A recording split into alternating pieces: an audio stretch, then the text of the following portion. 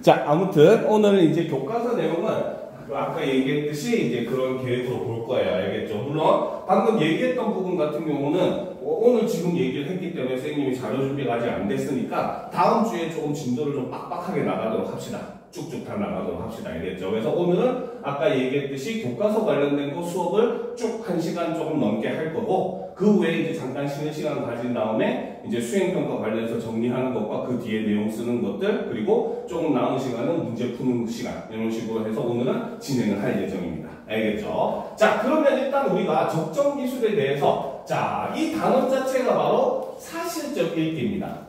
알겠죠? 여러분들이 독서 교과서를 조금 살펴본 학생들은 알겠지만 대부분 학교들이 딱 이 부분만 진도를 나가요.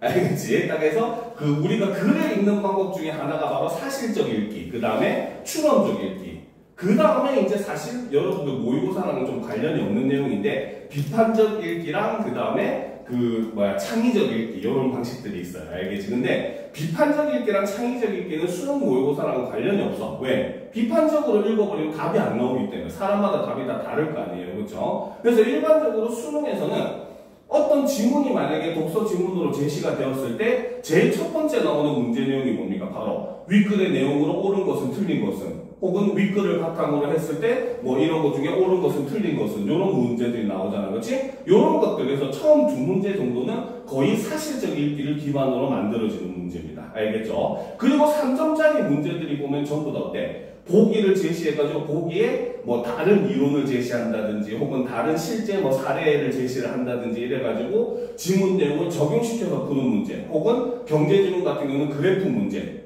그 다음에 과학기술 지문 같은 경우는 그림으로 표현해가지고 이제 본문의 내용을 그림에서 어떤 과정인지를 풀어서 설명하는 문제, 이런 내용들이 나오잖아. 그렇지? 그래서 3점짜리 문제가 사실 그런 추론적 읽기에 해당한다라고 보시면 됩니다. 알겠죠? 그래서 어떻게 보면 수능 모의고사는 딱 거기까지 여러분들의 능력을 요구를 해요. 알겠죠? 근데 여러분들 교과서에서는 아마 이거 다음 지문은 안 나갈 가능성이 좀 높다고 생각이 되기는 해요. 알겠죠? 왜냐면은 여러분들 교과서에 추론적 읽기로 제시된 지문이 무정포고문에 대한 글이거든요. 이게 이제 역사적인 이제 어떻게 보면 약간 편집을 갖고 문학적인 내용이 조금 실려 있어요. 그렇기 때문에 아마 독서 지문하고는 맞지 않아서 그 부분은 진도를 좀 안 나가지 않을까. 나가도 그냥 이제 문학적으로 내용 묻는 그런 식의 문제들이 나오지 않을까 예상을 합니다. 알겠죠? 그리고 오히려 그 부분은 수능 특강이나 이런 걸 이용해서 더 많이 수업을 하시지 않을까라고 현재 예상 중이에요. 알겠죠? 그래서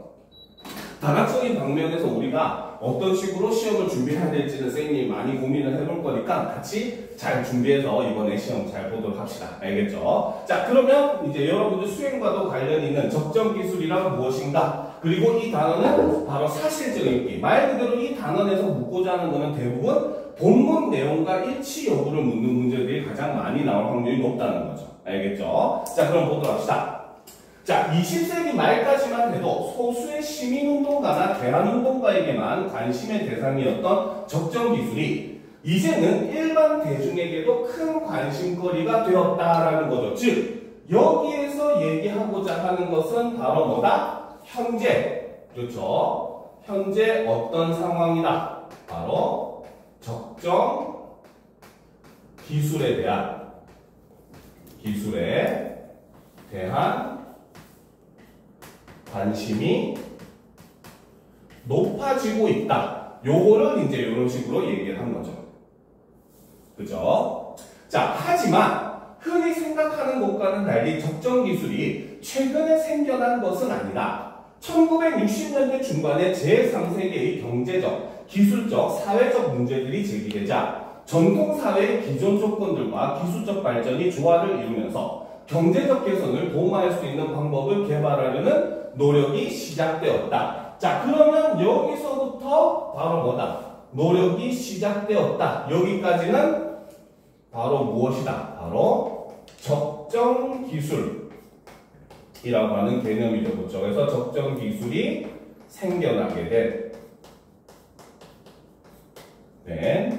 배경이 된다는 거죠.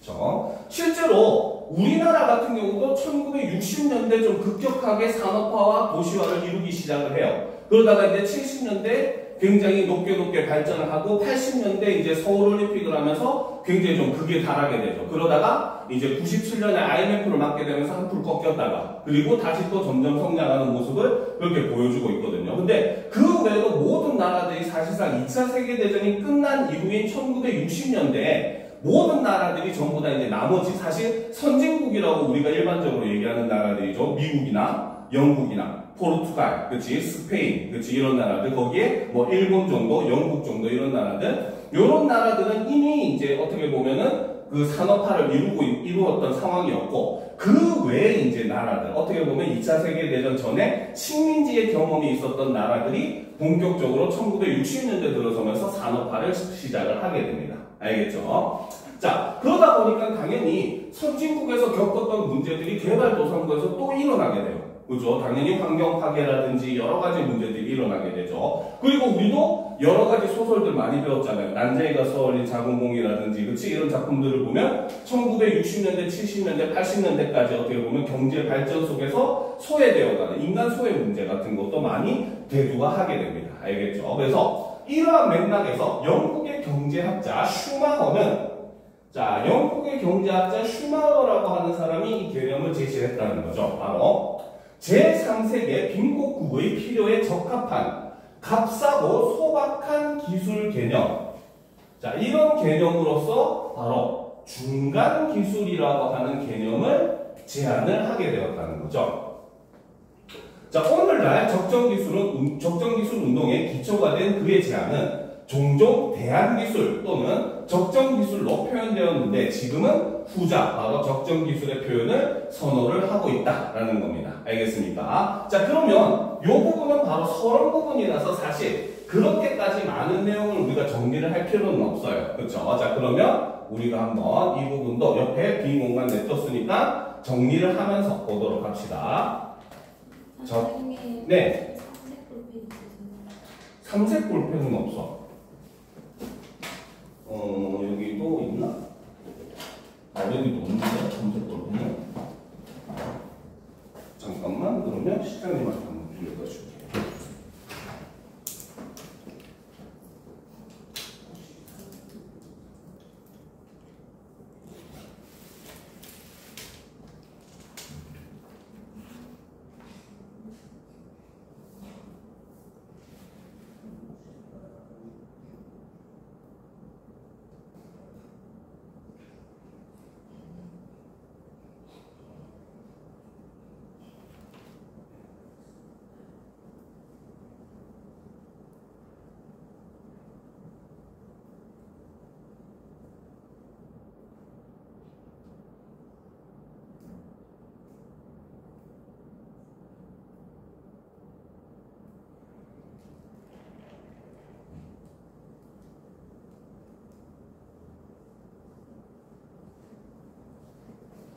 이를 어쩌지? 삼색 볼펜이 없대. 한 색깔이 나고 까만색밖에 없어. 그거라도 빌려줘?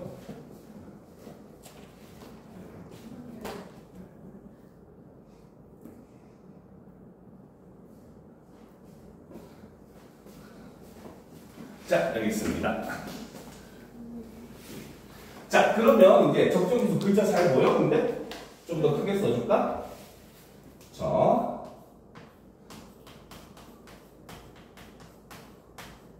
적정 기술에 대해서 우리가 정리를 해보도록 합시다. 그렇죠? 자, 첫 번째, 그렇죠? 자, 적정 기술의 개념에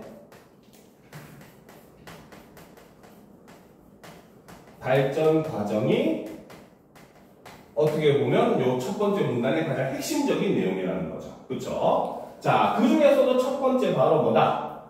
적정 기술이라고 하는 개념이 생기게 된 배경을 제시를 해주다 보면은 그치? 바로 1960년대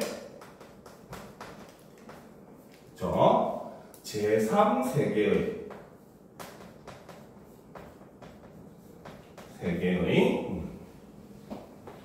경제적, 기술적, 사회적 문제가 대두, 머리가 큰 거 아니에요. 그치? 대두가 되었다는 거죠. 그쵸? 자, 그러니까 이제 이거를 어떻게? 바로 뭐다? 기존 조건들과 자, 기술적, 그쵸? 기술적 발전이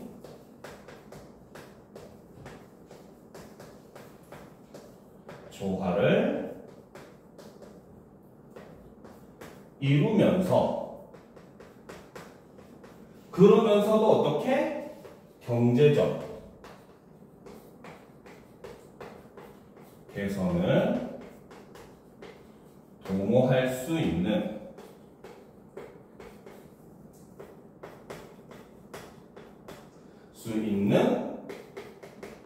방법의 필요성이 증가하게 되었다라고 볼 수 있다는 거죠.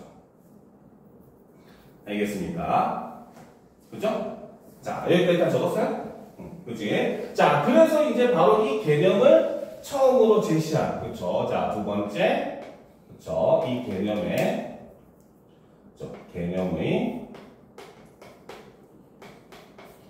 생성을 보게 되면은, 그쵸? 자, 바로 슈마허, 그쵸? 자동차 운전하는 그런 슈마허 아니에요. 알겠습니까? 그래서 슈마허, 이 사람은 바로 영국의 경제학자라는 거죠. 자, 그래서 이 슈마허가 바로 뭐다? 중간 기술이라는 개념을 제시를 하게 됩니다. 이때 말하는 바로 이 중간 기술이라고 하는 게 바로 뭐다?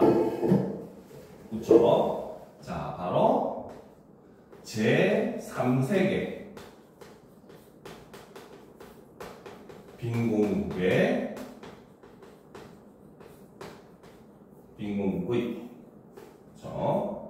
필요에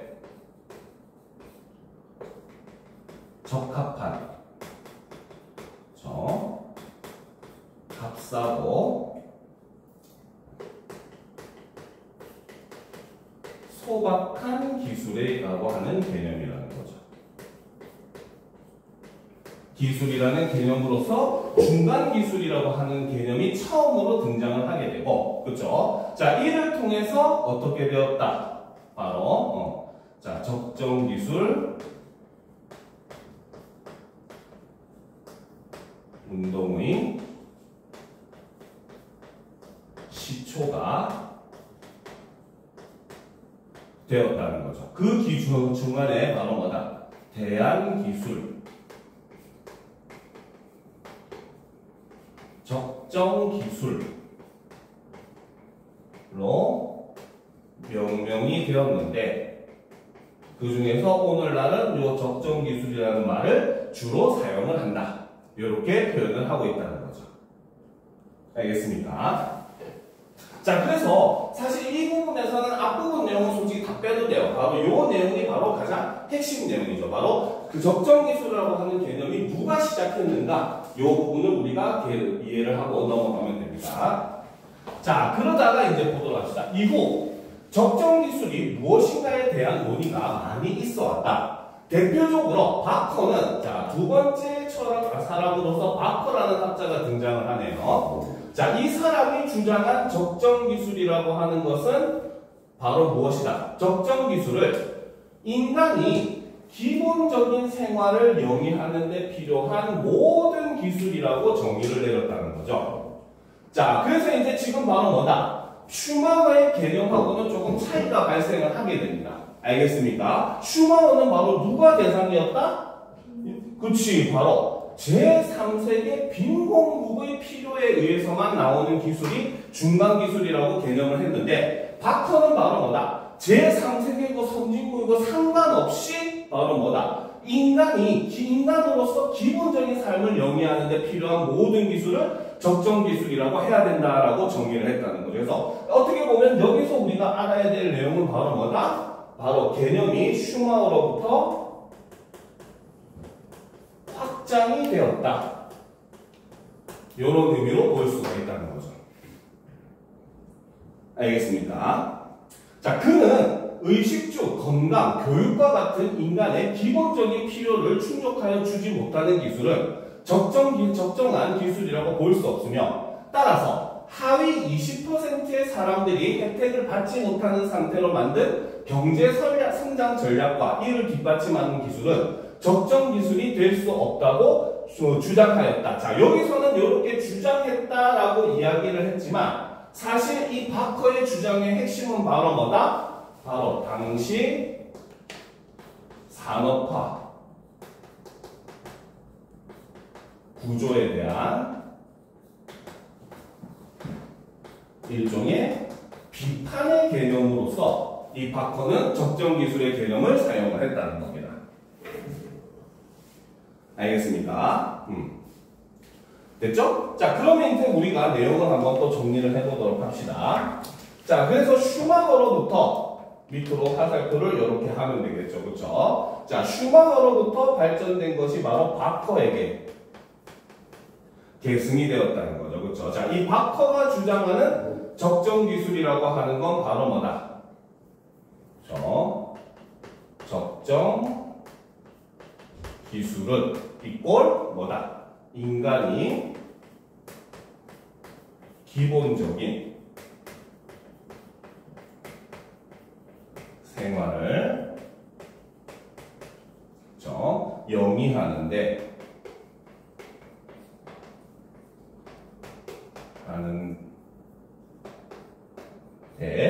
필요한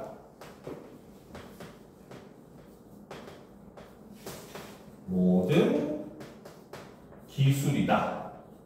이렇게 정의를 하게 되었고, 자, 여기서는 바로 뭐다? 인간이라고 하는 의미로 사용이 되면서 바로 뭐다? 슈마허는 바로 빈곤국 사람들이었는데, 여기서 바커는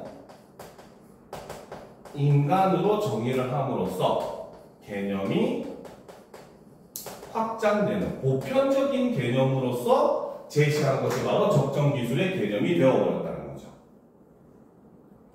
그죠? 자, 그런데 사실 바커는 아까도 얘기했지만 이 적정 기술의 중요성을 얘기하기보다는 무엇에 대해서 얘기를 했다? 그죠? 바로 뭐다? 당시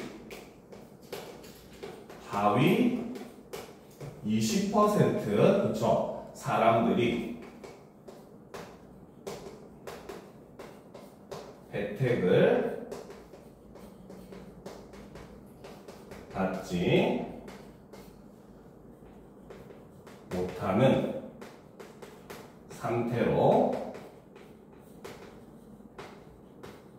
만든 경제 성장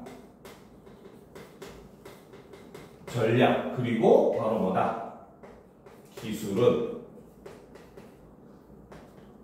적정 기술이 아니다라고 이야기하면서 요거는 사실 여러분들이 정리를 할 때는 써도 되지만 안 써도 상관없어요. 알겠죠? 핵심은 바로 요 부분을 써야 된다는 거죠. 그래서 바로 당시 산업 구조를 비판했다. 이런 개념으로 줄여서 사용을 하면은 훨씬 더 깔끔한 내용이 된다는 겁니다. 알겠습니까? 자, 그래서 슈마허에서부터 이제 바커까지 이렇게 의미가 변화를 했다는 거죠. 자, 그 다음에 이제 세 번째 문장을 보도록 합시다. 자, 한편 미국의 국립적정기술센터는 자, 세 번째로는 이제 바로 뭐다? 미국에 있는 국립적정기술센터라는 곳의 내용이 등장을 하죠. 자, 이 적정기술센터에서 정의하는 적정기술이라고 하는 것은 바로 뭐다? 활용되는 상황에 비추어 비용과 규모만 해서 적합한 도구 또는 전략이라는 넓은 개념으로 정의가 되었다는 겁니다. 알겠습니까? 즉 바로 뭐다? 의미는 오히려 바크에서부터 국립적정센터로 올 때 한 번 더 개념의 확장이 일어나더라는 거죠.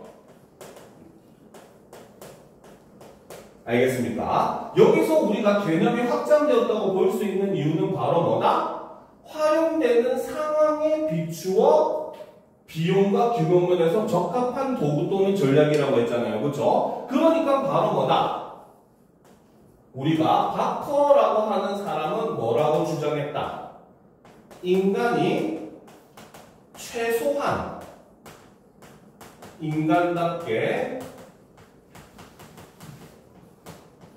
살 수 있게 하는 기술이 적정기술이라고 얘기했지만 뭡니까? 국립적정기술센터에서는 바로 뭐다? 최소한이든 어디든 상관이 없다는 거야. 그렇죠? 그 기술이 사용되는 상황과 비추어 봤을 때 그 상황에 비용과 규모면에서 적합한 도구나 전략은 다 적정기술이 될 수 있다. 그렇죠? 처음에는 빈곤국의 사람들을 위한 개념에서 시작했던 게 보편적인 최소한의 인간적인 어떻게 보면 인권적인 개념으로 발전을 했다가 그 다음에는 바로 뭐다? 적절한 상황에 적절한 규모와 비용을 가지고 할 수 있는 기술들은 전부 적정기술로 볼 수 있다라고 해서 훨씬 더 개념이 자꾸 확장되는 모습을 보여주더라는 겁니다. 알겠습니까? 오케이? 이해가 되죠? 자, 계속 봅시다. 그래서 기술적 관점으로 볼 때 어떤 기술이 바로 지역적, 문화적, 경제적 조건과 양립할 수 있고, 그렇죠? 이게 바로 적정 기술이 가져야 되는 조건 첫 번째죠. 그렇죠? 그 다음 두 번째는 지역적으로 물질과 에너지원을 이용할 수 있으며 이게 적정 기술의 조건 두 번째. 왜? 그 지역에서 구하기 힘든 걸로 해버리면 의미가 없잖아요. 이 기술은. 그지?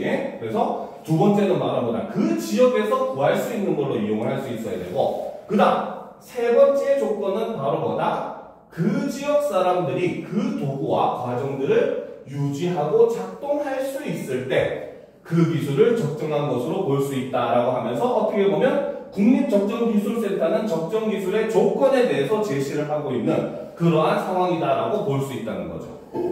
알겠습니까? 자, 그럼 이제 역시 또 한번 정리를 하면은 자, 바커에서 다시 세 번째로 바로 뭐다?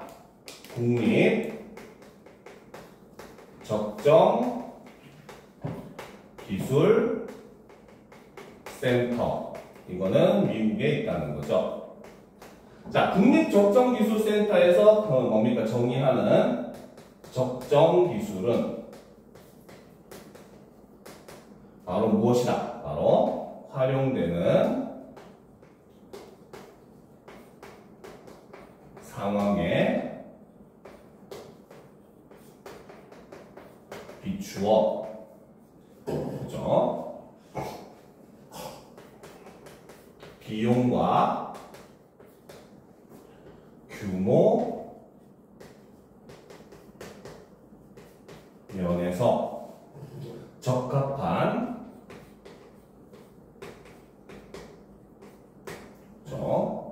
도구, 전략 이런 걸 모두 적정기술이라고 얘기했고 자, 이 면에서는 바로 뭐다? 적정기술의 개념이 더 확장이 되는 이런 모습을 보여주더라는 거죠. 알겠습니까? 자, 그러면 사실 이 전체적인 내용을 간단하게 정리를 하면은 이 다음의 내용으로 정리를 할 수 있을 겁니다. 알겠죠? 자, 이 다음 내용은 선생님이 좀 다른 색깔로 한번 정리를 해줄 건데,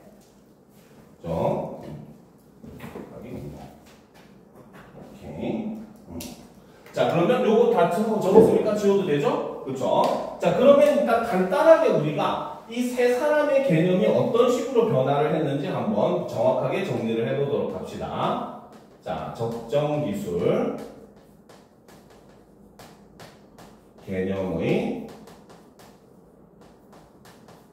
변화를 한 번 더 정리를 해보면 자, 첫 번째가 바로 슈마허가 바로 중간 기술의 개념을 제시를 했는데 이때 이 중간 기술은 바로 뭐다? 제3세계 빈공국의 사람들이 대상이라는 거죠. 빈공국이 대상이 된다 라고 보았다는 거죠. 자, 하지만 그 다음으로 주장한 두 번째 바커라고 하는 사람은 그렇죠. 어떻게 보면 이 바커는 바로 뭐다? 적정 기술을 인권적인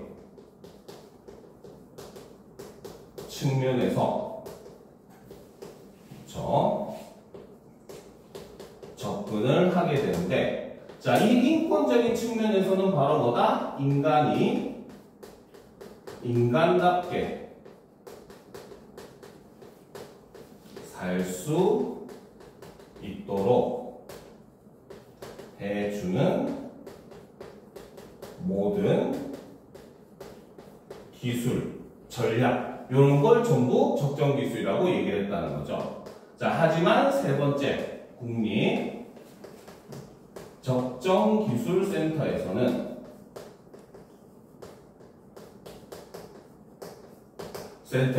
그쵸, 바로 어떤 한 부분, 한 대상 이런 것이 아닌 좀 광역적인 넓은 의미로 해석을 하게 되는데, 그쵸? 이때 넓은 의미라고 하는 것은 바로 무엇이다? 바로 상황에 맞는, 그쵸? 적합한 기술을 모두 적정 기술이라고 얘기를 하면서 핵심적으로는 슈마우로부터 국립 적정 기술로 올 때까지 개념이 확장이 되고 있더라.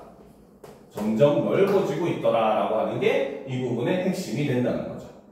알겠습니까? 그래서 요걸 여러분들 정리할 때도 요걸 기준으로 토대로 정리를 하면은 뭐 조금씩 내용이 달라도 어쨌든 굉장히 좋은 정리가 될 수 있는 거예요. 알겠죠? 그래서 첫 번째 페이지에서는 바로 이렇게 적정기술이라고 하는 게 무엇인지 개념이 어떻게 발전되어 왔는지를 제시를 해줬습니다. 자, 그러면 다음 페이지로 넘어가 보도록 합시다.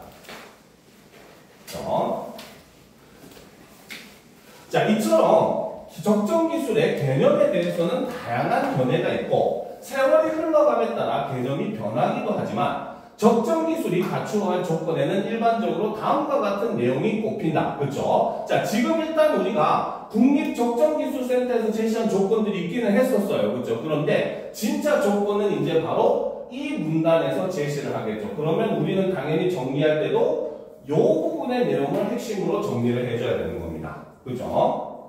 자, 그 중에 첫 번째는 바로 뭐다? 적정기술에 드는 비용이 저렴해야 된다라는 거죠. 그 기술을 이용하는데 비싸버리면은 사람들이 잘 이용을 할 수가 없어요. 알겠습니까? 심지어 그것도 기준이 좀 상대적이기는 한데 우리 여러분들한테 1,000원짜리, 500원짜리 하면 싸게 느껴져, 비싸게 느껴져? 싸게 느껴지잖아, 그렇지? 그런데 실제로 지금 전 세계에는 하루에 1달러를 못 버는 사람들이 거의 3분의 1입니다. 1달러로 하면, 1달러라고 하면 현재 우리나라 환율로 생각했을 때 1,500원도 안 돼요. 근데 그거를 하루 동안 열심히 일해도 그것조차도 못 버는 사람들이 있다는 거야. 그럼 그 사람들한테는 1,000원, 500원이라는 돈이 클 수밖에 없다는 거야. 알겠습니까? 그렇기 때문에 적정기술에서 얘기하는 저렴의 기준은 우리가 생각하는 저렴의 기준하고는 좀 확연히 다릅니다. 알겠죠? 그런 건 조심해야 돼요. 자, 그래서 저렴한 비용이라고 하는 건 이때 우리가 주의해야 할 것은 바로 뭐다? 현지인에게 적정 기술을 이용할 수 있게 하는 필수 조건이 돼야 된다는 거죠. 즉, 그 현지인들에게 저렴하게 이용을 할 수 있는 비용이어야 된다는 겁니다. 알겠죠? 자, 둘째. 사실 이 조건은 아까 앞에서 국립적정기술센터에서 제시한 내용하고 상통하는 부분도 더 많아요. 그래서 더 따로 정리를 할 필요가 없었죠. 둘째는 가능하면은 현지에서 나는 재료를 사용하는 것이 바람직하다는 거죠. 자, 적정기술 제품을 제작하기 위해 대부분의 재료를 수입해야 한다면 가격적인 측면에서 바람직하지 않고 제품을 지속적으로 생산하고 이용하는데 어려움이 생길 수 있다라는 거죠. 그래서 이렇게 현지에서 생산하지 않으면 가격적인 측면도 문제가 되고 지속적인 생산에도 문제가 발생을 한다는 겁니다. 그렇죠? 자, 그 다음 이제 세 번째 조건은 바로 뭐다? 현지 내 기술과 노동력을 활용하여 일자리를 창출할 수 있어야 된다는 거죠.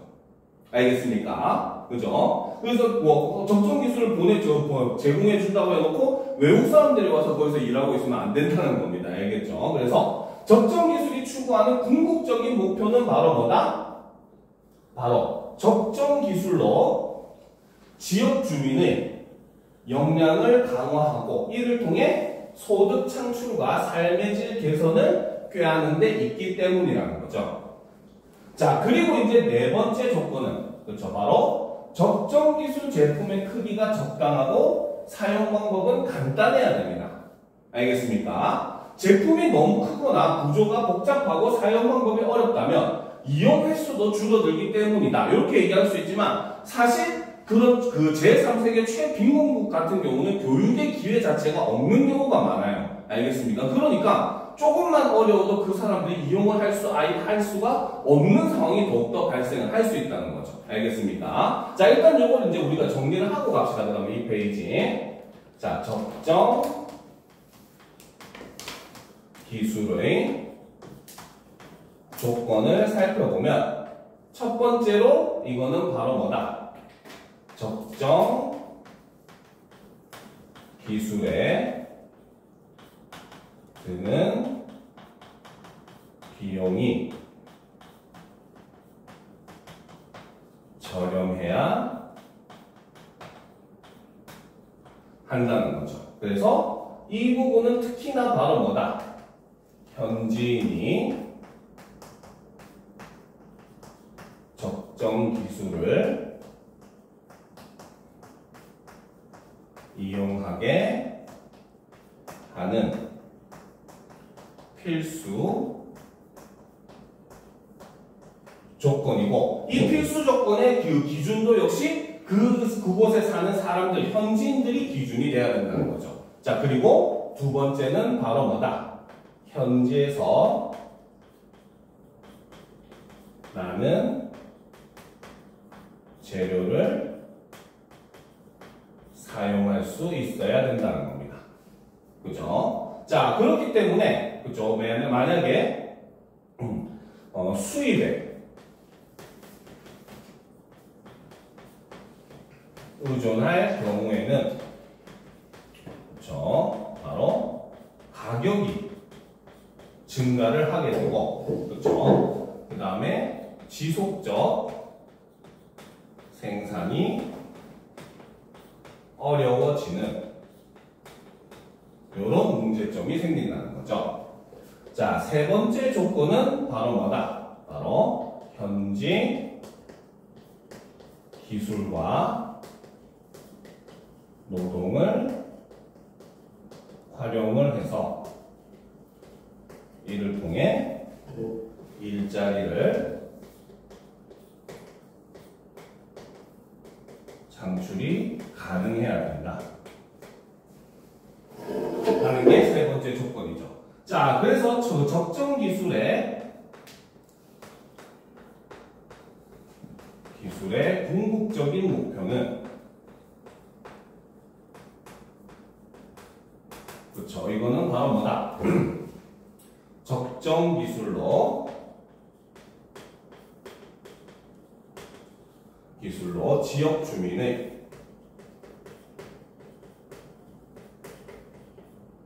역량을 강화하고 그 다음에 화자를 사용했네.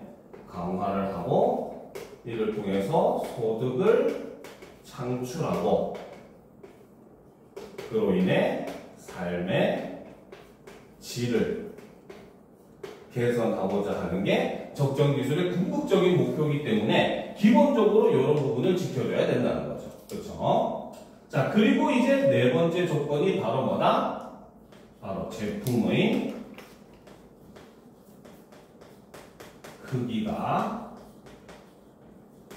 적당해야 되고 플러스 사용이 간단해야 된다. 이렇게 얘기를 한다는 거죠. 그렇죠? 그래서 사용 방법이 어렵거나 크면은 사람들이 사용하기가 힘들어진다라는 거죠. 자, 그 다음에 이제 다섯째가 또 연결되어 있어요. 자, 보도록 합시다. 자, 다섯 번째는 바로 뭐다? 지역 주민이 제품을 스스로 만들어서 사용할 수 있어야 한다는 거죠. 적정 기술은 원칙적으로 대량 생산이 아닌 대중에 의한 생산을 지향한다. 가급적 지역에 있는 생산시설을 활용해서 제품을 생산하는 것이 좋다라는 거. 우리가 간디 선생님이 뭡니까? 얘기를 했었잖아요. 그 지역에서 나오는 걸 가지고 수작업을 통해서 수공예를 발전시켜야 된다고 얘기했던 바로 거기에 기반을 한 기술이 적정 기술이라는 겁니다. 알겠죠? 그래서 가급적 지역에 있는 생산시설을 활용해서 생산하는 것이 좋고, 여섯 번째로는 사람들의 협동 작업을 이끌어내며 지역사회 발전에 공헌할 수 있어야 된다는 거죠. 자, 적정 기술의 사용은 개인과 지역 공동체의 역량을 증대하여 개인의 삶을 향상하고 지역사회 발전을 가져오는 방향으로 추진되는 것이 바람직하다. 일곱 번째는, 그렇죠? 상황에 맞게 변화할 수 있어야 된다.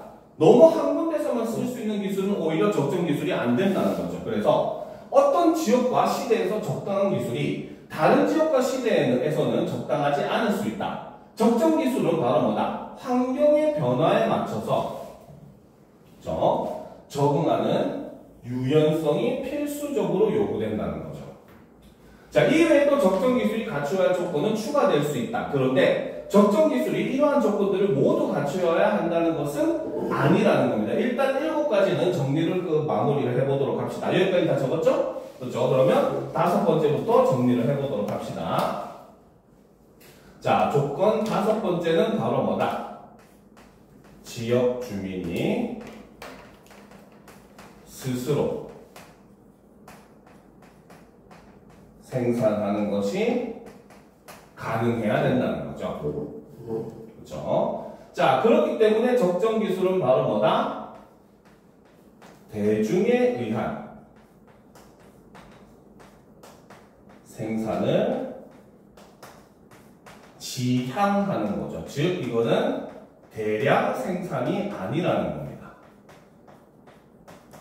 대량 생산은 공장에서 뭡니까? 한 가지 물건을 많이 만드는 게 대량 생산이야. 근데 대중에 의한 생산은 뭐다? 자기네들이 필요한 건 직접 만들어서 사용할 수 있어야지 그게 바로 적정 기술로 취급할 수 있다라고 이야기를 하는 거죠. 알겠죠? 자, 그 다음 여섯 번째는 바로 뭐다? 바로 사람들의 협동 작업을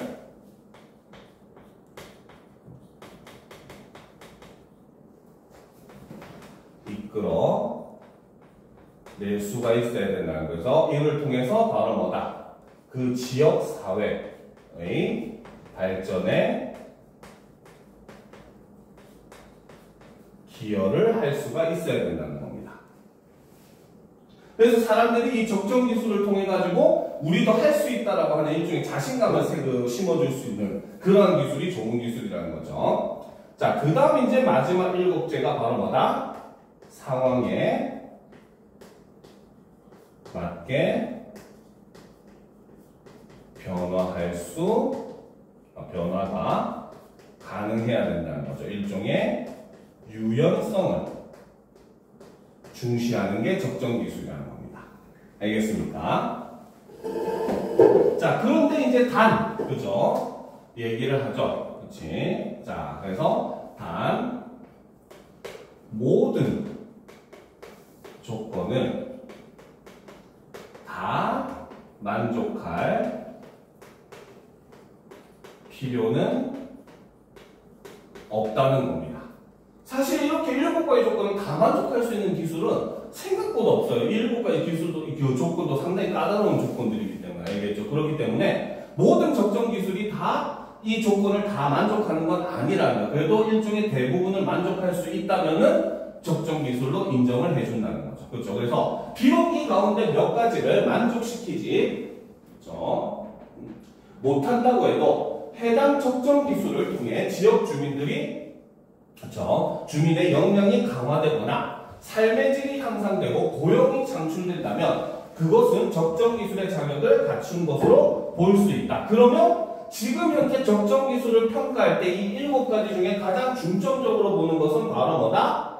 지역 주민의 역량이 강화되는가, 삶의 질이 향상이 되는가, 그리고 고용이 창출이 되는가. 요 3가지가 가장 바로 뭐다?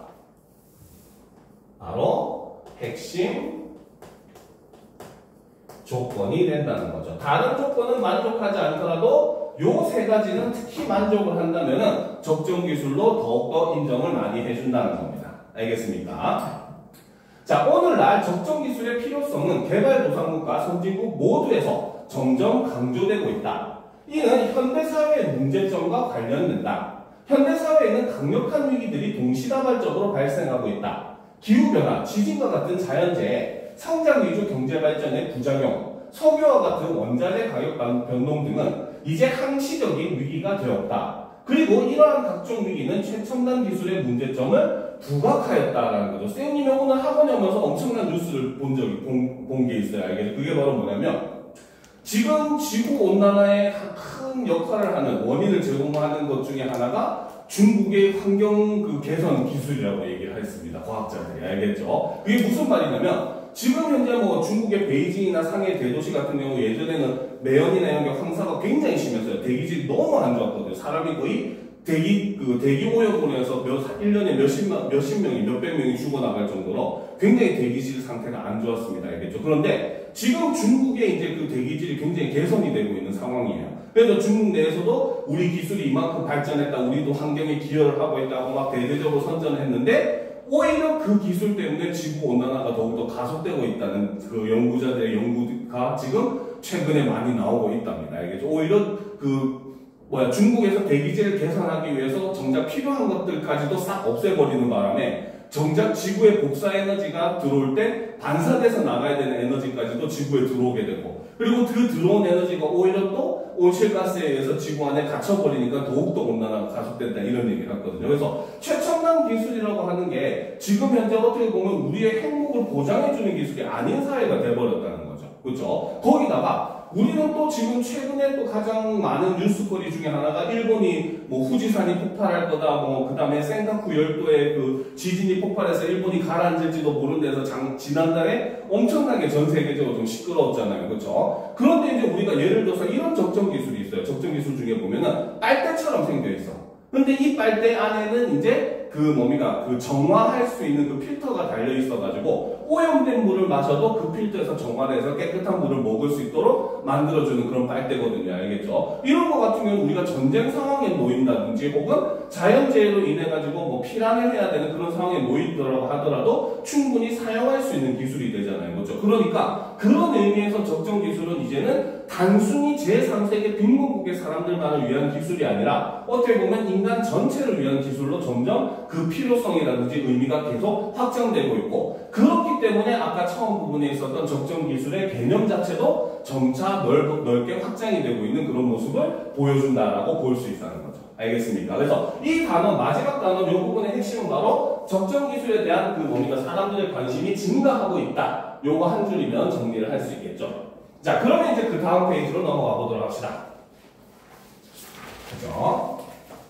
자, 최첨단 기술이 위기 상황에 취약한 것은 지속 가능성에 취약하게 설계되어 있기 때문이다라는 거죠. 자, 최첨단 기술 같은 경우는 어떤 단점을 가지고 있다? 지속 가능성에 취약하게 설계되어 있다고 되어 있습니다. 자, 그런데 우리가 앞에서 봤었죠. 그렇죠? 바로 적정 기술의 조건 7번째가 바로 뭐였습니까? 그렇죠? 상황 변화에 그렇죠. 변화에 유연하게 대응 가능해야 된다는 그런 조건이 있었고, 이런 점에서 최첨단 기술과 적정 기술이 서로 대조적으로 자리를 하고 있다는 거죠. 알겠죠? 자, 최첨단 기술은 중앙 집중적이고 거대한 시스템의 구축이 필요하다. 여러분들 일상으로서는 핸드폰만 봐도 마찬가지예요.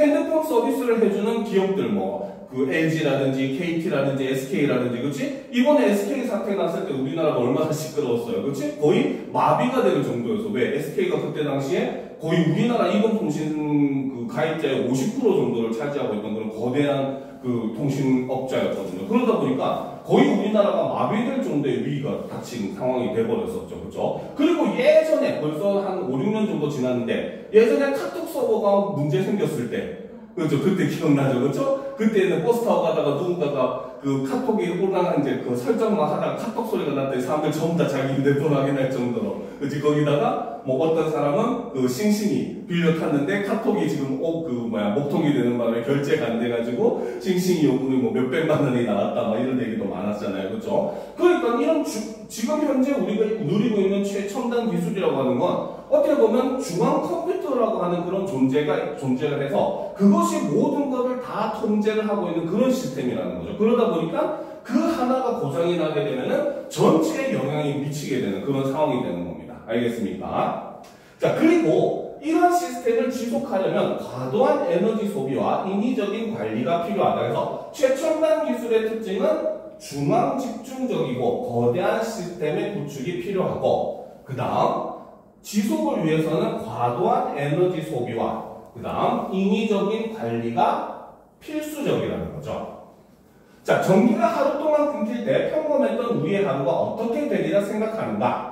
콸콸 쏟아지는 상수도가 중단되었을 때 식수를 어떻게 확보할 것인가? 이런 중앙 집중적이고 기술 집약적인 최첨단 기술은 그것을 사용하는 사람들의 기술에 대한 의존도를 높인다. 핵심은 바로 이거죠. 사람들의 기술에 대한 의존도를 높인다는 게 최첨단 기술의 가장 핵심적인 단점이라고 볼 수 있습니다. 알겠습니까? 자, 그러면 이제 여기서는 바로 최첨단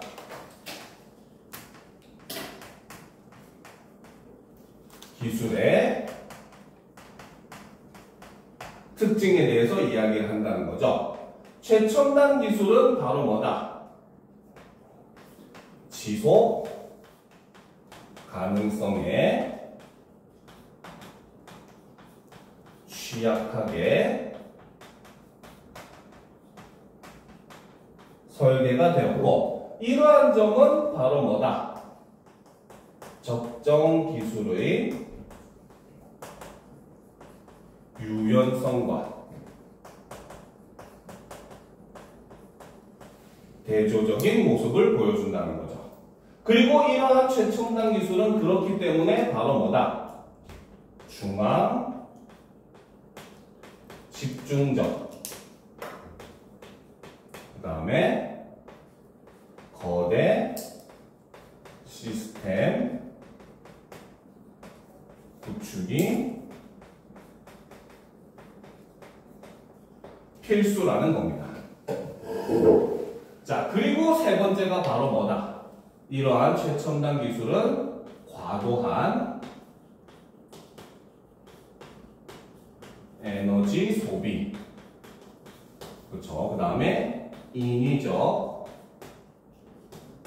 관리도 필수가 된다는 거죠. 그렇죠? 그러니까 이러한 최첨단 기술은 결과적으로 바로 뭐다? 인간의 기술 의존도를 높이는 결과를 만들어준다는 겁니다. 알겠습니까? 그런데 이제 바로 뭐야? 우리가 정말 기술이 진짜로 필요한 경우는 어떻다? 어떻게 보면 사람이 기술을 이용하기 힘든 그런 재해 상황에 빠졌다든지 전쟁의 상황에 빠졌다든지 이런 때에 어떻게 보면 기술이라고 하는 게 정말 절실하게 필요한데 정작 최첨단 기술은 그럴 때 아무런 일을 못한다는 거죠. 왜 우리가 영화 같은 데 보면 외계인이 침공에 왔을 때 보면 핸드폰도 하나도 안 되고 막 그런 모습을 보이잖아. 그치? 그런 모습들을 생각하면 이런 내용을 굉장히 쉽게 이해를 할 수 있다는 거죠. 자, 반면에라고 하는 거는 당연히 앞의 내용과 뒤의 내용이 반대로 이어진다는 거죠. 그렇죠? 반면에는 바로 앞의 내용과 뒤의 내용이 대조적으로 제시된다는 거고 그러니까 앞에서는 최첨단 기술의 단점에 대해서 얘기했으니 이제는 적정 기술의 장점을 얘기를 하겠죠. 그렇죠? 자, 그래서 반면에 적정 기술은 바로 뭐다? 기본적으로 적정 기술은 기본적으로 지속 가능한 시스템을 배경으로 한다는 거죠. 자, 적정 기술은 노동력이 풍부한 곳에서는 노동력을 활용하는 방법을 모색하고 재생에너지가 풍부한 곳에서는 재생에너지를 활용하는 방법을 찾는다. 이를 통해 중앙집중식 기술에 대한 의존을 줄이고 소규모 단위의 자립적 생존을 도모한다라는 거죠. 핵심은 바로 요 소규모 단위의 자립적 생존을 도모를 한다는 겁니다.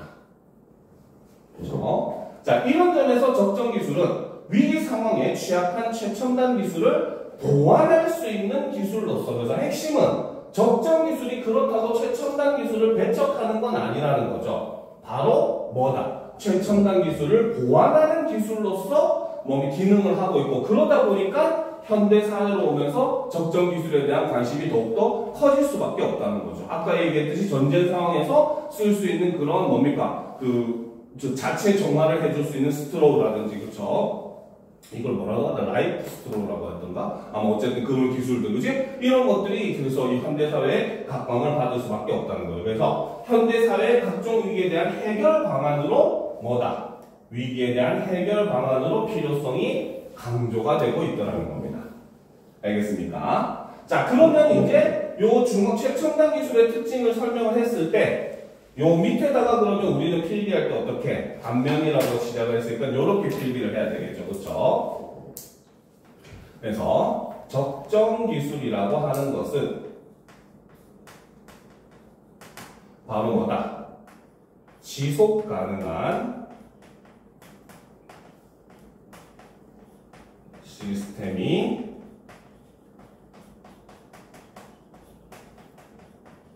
배경이라는 거죠. 자, 그렇기 때문에 이 적정 기술은 바로 뭐다? 소규모 단위의 자립적 생존을 도모한다는 거죠. 이러한 점은 바로 뭐다? 중앙 집중적이고 거대한 최첨단 기술과 대조가 되더라는 겁니다. 그렇죠? 그런데 핵심은 그렇죠? 바로 뭐다? 최첨단 기술을 보완하는 그렇죠? 기술로서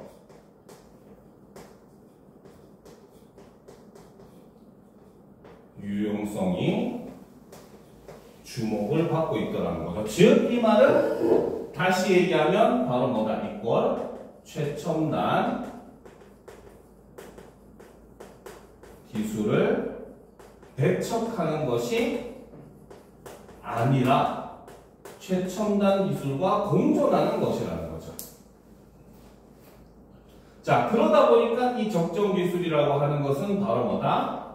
각종 위기에 대한 해결 방안으로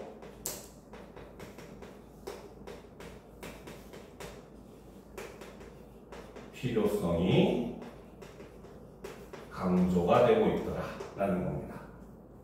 그죠? 자, 그러면 이제 다음 마지막 한번 문단일 거죠. 자, 보도록 합시다. 자, 최근 우리나라에서도 적정 기술에 대한 관심이 커지고 있는데 이는 매우 고무적이라고 할 수 있다. 글쓴이는 이거에 대해서 긍정적으로 평가를 한다는 거죠. 자, 하지만 이미 4, 50년의 적정 기술 역사를 지닌 서구 선진 국가는 달리 우리나라의 적정 기술 관련 경험은 매우 부족하다. 또한 적정 기술이 기존의 방법이 해결하지 못한 모든 사회 문제를 단번에 해결해 줄 것이라고 기대하기도 하는데 이는 매우 위험한 생각이다. 일종의 사람들이 적정 기술에 대해서 가지는 바로 뭐다? 적정 기술에 대한 일종의 오해가 된다는 거죠. 그렇죠? 자, 적정 기술의 진정한 의미를 이해하고 선진국의 적정기술 역사에서 교훈을 얻음으로써 인류의 행복 증진에 이바지할 수 있는 한국형 적정기술이 마련되고 정착되기를 기대해 본다. 그렇죠? 이 마지막 부분이 바로 뭐다? 글쓴이의 당부, 소망 이런 걸 마지막에 제시를 함으로써 글을 마무리하고 있고, 이런 내용은 여러분들이 내용을 정리할 때는 빼도 상관이 없는 내용이긴 합니다. 알겠습니까? 그래서 이렇게 글쓴이는 우리나라의 기술에 관련된 적정 기술에 대한 내용도 발전하기를 바란다는 내용을 담고 있더라는 거죠. 알겠습니까? 생각보다 설명하는데 시간이 많이 걸렸네. 그죠? 자, 그러면 이제 다음 글 보도록 합시다. 우리를 위한 기술, 적정 기술이라고 해서 이 글은 미래 교과서에 실려 있는 글입니다. 알겠죠? 근데 이거는 정리할 필요 없이 내용만 가지고 우리가 한번 보면서 적정 기술에 대한 이해도를 좀 더 높이는 방향으로 지문을 이해를 해보도록 합시다. 알겠죠? 자, 이 글은 발표문이에요. 알겠습니까? 앞에서 사람들 앞에서 발표하는 내용입니다. 봅시다. 여러분은 하루에 돈을 얼마나 쓰나요? 저는 주로 교통비와 식비로 하루에 10,000원 이상을 지출합니다. 친구와 저녁 약속이라도 있다면 그 이상의 돈을 쓰게 되죠. 그럼 이걸 달러로 환산하면 최소한 이 사람은 하루에 한 8달러에서 9달러, 많이 쓸 때는 뭐 한 20-30달러를 쓴다, 이런 소리가 되겠죠. 자, 그런데 전 세계 약 12억 명의 사람이 하루에 1달러 미만으로 생활한다는 사실을 알고 있나요? 하루 2달러 미만으로 사는 인구는 약 30억 명이 된다고 하니 전 세계의 90%가 빈곤층으로 생활하고 있다고 해도 과언이 아닙니다. 이런 사람들에게 전기를 사용한다는 것은 쉬운 일이 아닐 것입니다. 전기가 마을에 들어오려면 전기를 만드는 발전소와 전기를 내보내는 송전선이 필요한데 이를 짓기 위해서는 엄청난 돈이 들어가죠. 게다가 전기가 공급된다 한들 하루 2,000원 정도로 살아가는 이들에게 전기료를 내며 전기를 쓴다는 것은 엄청난 사치처럼 느껴질 것입니다. 라는 거죠. 그렇죠? 그러니까 여기서 얘기하는 바로 뭡니까? 이 전기라고 하는 것은 앞에 글에서 얘기했던 일종의 최첨단 기술에 해당하는 중앙 집중적이고 굉장히 거대한 시스템이 필요한 그러한 기술이고, 이러한 기술은 그 지역에 사는 사람들에게 필요가 없다는 거죠. 그렇죠? 자, 그래서 발표자는 얘기합니다. 전기 없는 세상은 어떤 모습일까? 전기를 사용하지 못한다면 어떤 일이 일어날까요? 일단 저녁에는 너무 어두워 활동할 수 없을 것입니다. 그렇죠? 일단 여기서는 바로 뭐다? 전기가 없을 때 우리에게 생길 수 있는 문제점을 제시하고 있죠. 해가 지면 할 수 있는 일이라고는 잠자는 것 빼고는 없을 것 같군요. 식수는 또 어떻고요? 물을 정수하고 수도시설을 유지 관리하는데도 전기가 필요하죠. 개발도상국에서는 정수된 물을 구하는 것이 매우 어렵습니다. 물을 정수하는 것과 정수된 물을 가정에 보내기 위해 상하수도 시설을 설치하는 데 드는 비용이 매우 비싸기 때문입니다. 그 결과 더러운 물을 마신 사람들이 각종 질병으로 사망하는 일이 빈번하게 일어나고 있습니다. 라는 거죠. 지구상에서 사람이 가장 많이 죽는 병이 뭔지 알아요? 바로 장티푸스, 콜레라. 알겠습니까? 깨끗한 물을 마시지 못해서 죽는 사람이 전 세계에서 한 해에 제일 많습니다. 알겠습니까? 우리는 상상할 수도 없는 그런 상황이죠. 그렇죠?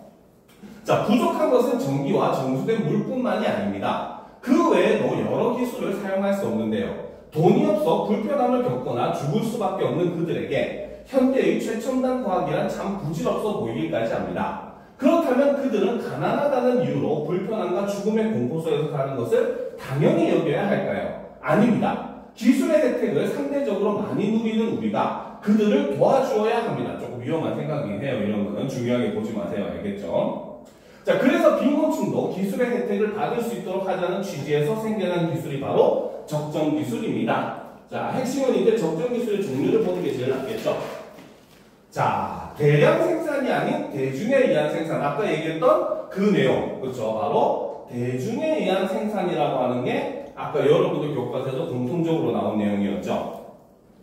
자, 적정 기술은 마하트마 간디가 맨 처음 시작했습니다. 아까 여러분들의 질문에서는 슈마어라고 하는 사람이 처음 이제 중간 기술의 개념을 제시했다고 했는데, 이 사람은 이제 마하트마 간디로부터까지 거슬러 올라가서 개념을 찾고 있다는 거죠.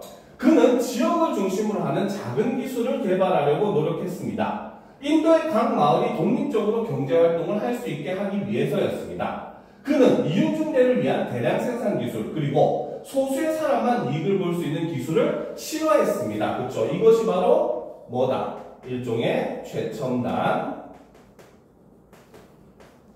기술이 되는 것이고 이것과 대비되는 것이 바로 뭐다? 지역을 중심으로 하는 작은 기술. 그렇죠? 그 다음에 각 마을이 독립적으로 경제활동을 할 수 있는 이러한 기술을 적정 기술로 봤고 간디는 그것과 반대되는 최첨단 기술을 실현했다. 이렇게 얘기를 하고 있는 거죠. 자, 간디의 이러한 운동에 영향을 받은 경제학자 에르스트 슈마허는 그렇죠. 지금 이제 여러분들 교과서와 또 동일한 부분이 등장을 하게 되죠. 자, 저걸 보고 갑시다. 자, 슈마허는 작은 것이 아름답다라는 책에서 중간 기술을 강조했습니다. 그렇죠. 여러분들 책에 나왔던 바로 그 개념이죠. 자, 최소의 비용으로 현지의 재료를 사용하여 현지 사람들이 직접 사용할 수 있는 기술을 중간 기술이라고 합니다. 그럼 여기서 중간 기술의 개념은 바로 뭐다? 최소의 비용으로 현지의 재료를 사용하여 현지 사람이 직접 사용할 수 있는 기술, 이게 중간 기술이라고 했다는 거죠. 전 세계 상위 10%를 위한 첨단 기술이 아니라 90%를 위한 인간의 얼굴을 한 기술이지요. 이 기술은 개발도상국의 토착 기술보다 훨씬 우수하지만 선진국의 기술에 비해서는 매우 값이 싸고 소박합니다. 현재는 중간 기술이라는 이름이 열등한 기술인 것처럼 오해받을 수 있어서 대안으로 적정 기술이라는 단어를 사용을 합니다. 그래서 용어가 중간 기술에서 적정 기술로 변화를 했다는 거죠. 자, 적정 기술이 되기 위해서는 몇 가지 조건을 만족해야 합니다. 자, 여러분들이 아까 필기에서 정리를 했었던 그 내용을 이 교재에서는 이렇게 정리를 해주고 있죠. 첫 번째, 적은 비용으로 활용한다. 두 번째, 가능하면 현지에서 나는 재료를 사용한다. 세 번째, 현지의 기술과 노동력을 활용하여 일자리를 창출한다. 네 번째, 제품의 크기는 적당해야 하고 사용 방법은 간단해야 한다. 다섯 번째, 특정 분야의 지식이 없어도 이용할 수 있어야 한다. 여섯 번째, 지역 주민 스스로 만들 수 있어야 한다. 일곱 번째, 사람들의 협업을 이끌어내 지역사회 발전에 공헌해야 한다. 여덟 번째, 분산된 재생 가능한 에너지 자원을 사용한다. 아홉 번째, 사용하는 사람들이 해당 기술을 이해할 수 있어야 한다. 열 번째, 상황에 맞게 변화할 수 있어야 된다. 그런데 이제 가장 핵심적으로 본 것은 바로 뭐라고 했었습니까? 바로 현지 기술과 노동력을 활용해서 일자리를 창출하는 것. 그렇죠? 그 다음에 지역 주민들 스스로 만들 수 있어야 하는 것. 그렇죠? 그리고 이를 통해 지역사회 발전에 공헌하는 것. 요것이 이제 가장 중요하다고 여러분들 교재에서는 나와 있었죠. 그렇죠? 자, 그러면 이제 그 다음으로 넘어갑시다.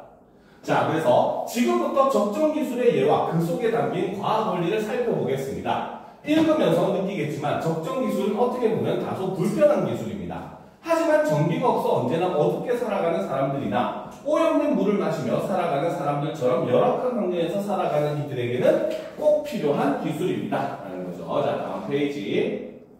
자, 첫 번째, 전기가 필요 없는 냉장고라는 거죠. 자, 운동을 열심히 하고 난 뒤 땀이 쫙 흐를 때 냉장고에 들어있는 차가운 음료수를 한 잔 들이키면 그렇게 행복할 수 없죠. 하지만 전기시설이 미비한 아프리카 지역에는 냉장고가 존재하지 않습니다. 기온이 40도가 넘어가 차가운 음료수는 고사하고 음식들이 쉽게 상하곤 하지요. 부패한 음식을 먹은 주민들은 당연히 질병에 취약할 수밖에 없습니다. 자, 항아리 냉장고는 자, 그래서 적정 기술의 대표적인 예로서 첫 번째로 제시된 게 항아리 냉장고라는 거죠. 자, 전기시설이 열악한 아프리카 지역의 주민들을 위한 냉장고입니다. 이름에서도 알 수 있듯이 작은 항아리를 큰 항아리에 넣는 간단한 구조라는 거죠. 그래서 큰 항아리가 이렇게 있으면은 그 속에 작은 항아리를 이렇게 집어넣는다는 겁니다. 알겠죠? 그래서 항아리 사이에 공간을 만든다는 거죠. 그렇죠? 그래서 두 개의 몸 사이는 무엇을?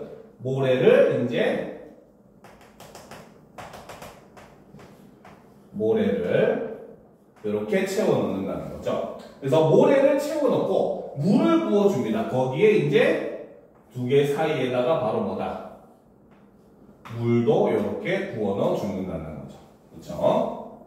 자, 마지막으로 작은 항아리 속에 농작물이나 음식물을 넣고 젖은 천으로 덮으면 여기서 이제 보관하고자 하는 그런 음식물을 이렇게 집어넣은 다음에 마지막에 뭐다? 여기에 젖은 천으로, 그냥 마른 천을 쓰면 안 된다는 거죠. 그렇죠? 그래서 젖은 천을 사용해가지고 뭡니까?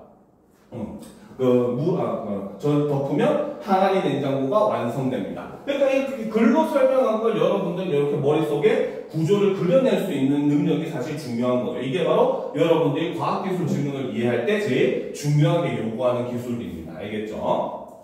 자, 이런 간단한 구조로 보통 이틀이면 상하는 음식을 3주 동안이나 보관할 수 있다고 합니다. 자, 정리도 없이 3주간 그 신선함을 유지할 수 있다니 이게 어떻게 가능한 일일까요? 물이 수증기가 되려면 열 에너지가 필요합니다. 물이 열을 계속해서 흡수해 공기 중으로 증발하기 때문에 항아리 속 온도는 낮아집니다. 즉 바로 여기서 이용하는 거는 바로 뭐다? 물의 흡열 반응을 이용을 한다는 거죠. 물이 증발할 때 주변의 열을 빼앗아가는 반응을 이용을 한다는 거죠. 주기적으로 항아리에 물을 뿌려주면 항아리 속 온도를 항상 낮게 유지할 수 있습니다. 그런데 왜 하필 물일까요? 즉 바로 뭐다? 주위에서 쉽게 구할 수 있어서이기도 하지만 더 중요한 것은 바로 뭐다? 물 분자 사이의 결합, 즉 수소결합이 다른 액체보다 특이하기 때문이라는 거죠. 물 분자 간의 결합을 끊어내려면 다른 분자 간 결합을 끊어내는 것보다 더 많은 열 에너지가 필요합니다. 이를 기화열이 높다고 하는데요. 따라서 다른 액체보다 많은 열을 가지고 수증기로 날아가 좀 더 오랫동안 항아리 속을 차갑게 유지할 수 있기 때문입니다. 라는 거죠. 그래서 이 두 가지 이유 때문에 물을 사용한다는 거죠. 자, 두 번째는 안경 도수가 순식간에 바뀌는 마법. 자, 안경을 쓰거나 렌즈를 착용하는 분 있나요? 시력이 나빠 잘 보이지 않는데 안경도 없이 생활해야 한다면 어떨까요? 생각만 해도 참 답답할 것 같습니다. 우리는 이런 답답함을 간단하게 해결할 수 있지만 흐릿한 세상을 당연하게 받아들이고 사는 사람들도 있습니다. 그 수가 무려 전 세계 10억 명에 달한다고 합니다. 하루에 1, 2달러로 살아가는 사람들에게 안경은 사치품일 수밖에 없습니다. 비싼 돈을 들여서 안경을 맞추고 싶어도 전문적으로 시력 검사를 하는 검안사의 수가 매우 부족해 거주지 근처에서 자신에게 맞는 안경 사기란 여간 어려운 일이 아니라고 합니다. 안경이 귀한 이들에게 세상을 또렷하게 본다는 것은 불가능한, 그렇죠?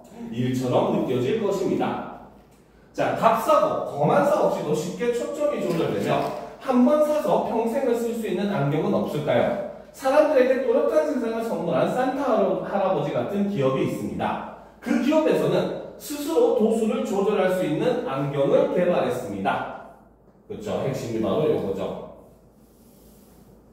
자, 우리는 근시에서 빛을 퍼뜨려주는 오목렌즈를 원시에는 빛을 모아주는 볼록렌즈를 사용해야 한다는 것을 과학 시간에 배웠습니다.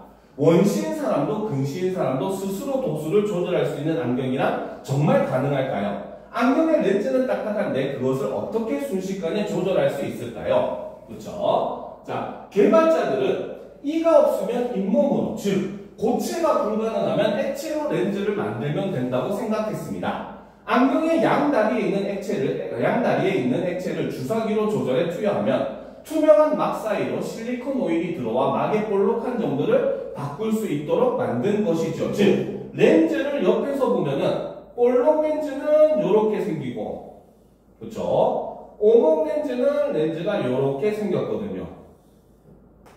그렇죠? 근데 이거를 뭘로? 액체를 통해서 조절을 한다는 겁니다. 알겠어요? 그래서 볼록 렌즈를 만들 때는 어떻게? 액체를 주입을 해서 얘를 볼록하게 만든다는 거죠. 그렇죠? 반대로 오목 렌즈를 만들 때는 반대로 액체를, 그렇죠? 방출, 빼냄으로써, 그죠? 빼냄으로써 중간에 쏙 들어가게 만들면 오목 렌즈가 되어버린다는 겁니다. 알겠죠? 그래서 이 기술을 사용한다는 거죠. 자, 그래서 자, 안경의 양다리에 있는 액체를 주사기로 조절해 투여하면 투명한 막 사이로 실리콘 오일이 들어와 막의 볼록한 정도를 바꿀 수 있도록 만든 것이죠. 막을 통해 들어오는 빛의 굴절 역시 바뀌는데요. 이를 이용하면 오일을 얼마나 주입하느냐에 따라 안경 도수를 언제든지 바꿀 수 있습니다. 또 실리콘 오일은 자, 증발이 잘 안 돼요. 안경을 한번 사면 반영구적으로 사용할 수 있습니다. 이 안경의 가격은 15달러지만 가격을 5달러 이하로 낮추기 위해 부단히 노력하고 있다고 합니다. 왜? 아까 얘기했듯이 하루에 1달러 미만으로 사는 사람도 굉장히 많기 때문이겠죠. 그죠?